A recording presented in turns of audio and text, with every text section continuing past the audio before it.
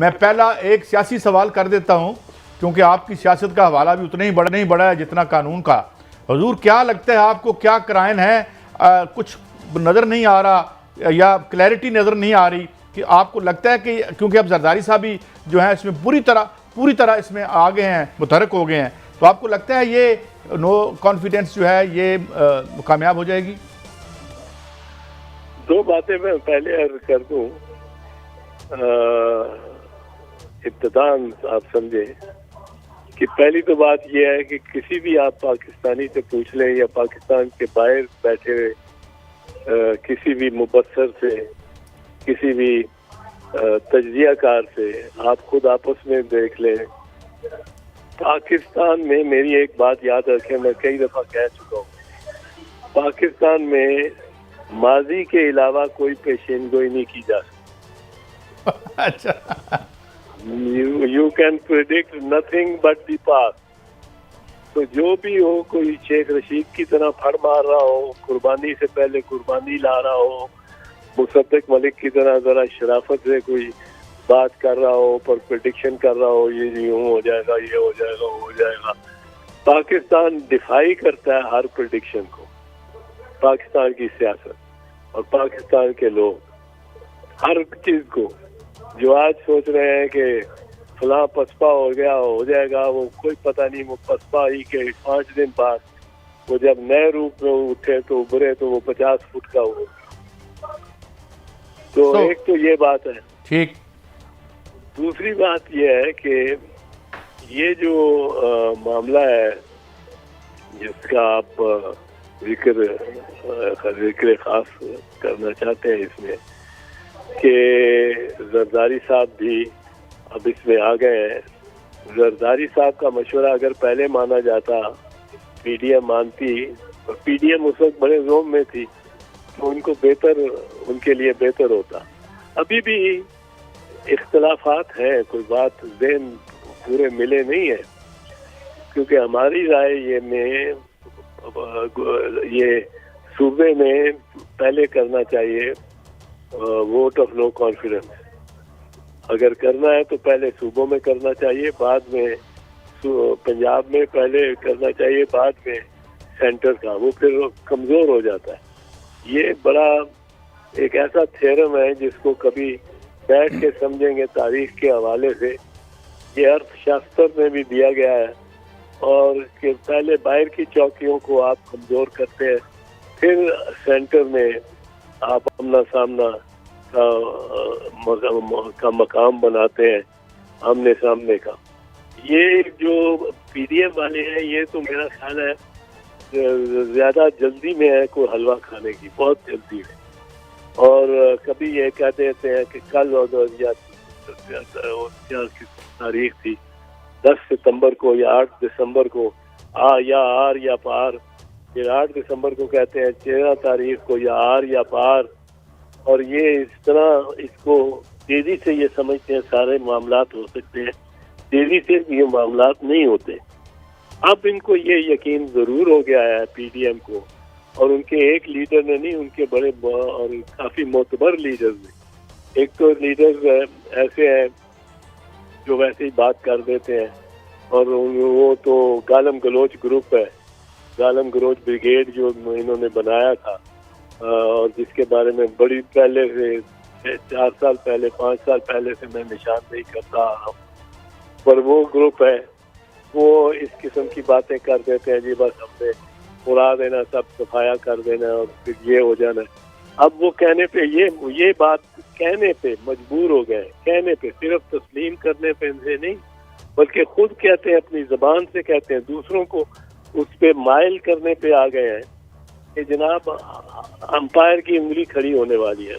उसका तर्जमा इस दौर में ये हो रहा है कि उनसे हाथ उठा लिया, उनके सर से हाथ उठा लिया, गहमद खान के सर के हाथ से हाथ उठा लिया है। ये मौलाना फजल रहमान की ज़बानी भी यही बात है।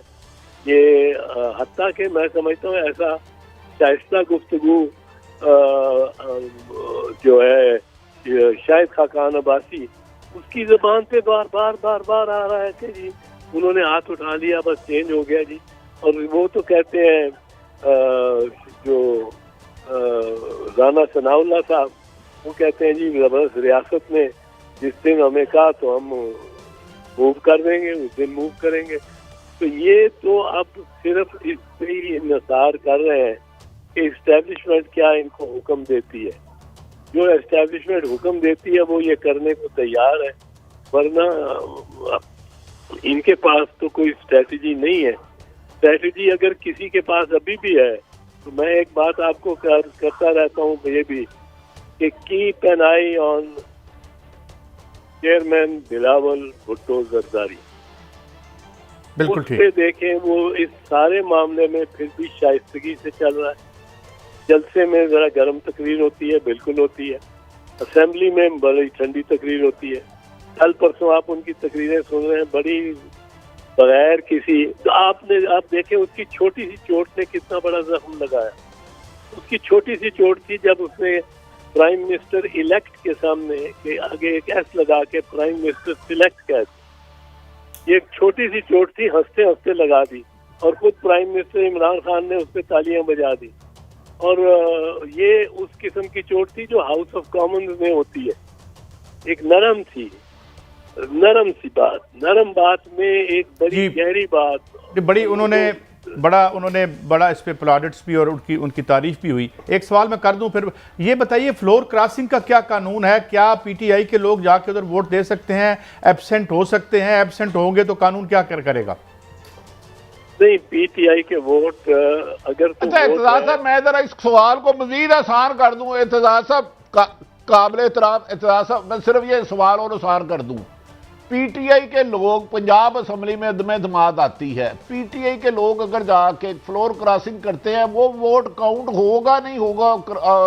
फ्लोर क्रॉसिंग तो इलेक्शन कमीशन करेगा, सिर्फ ये रहनुमाई फरमा दे। नहीं, काउंट वोट तो काउंट होगा।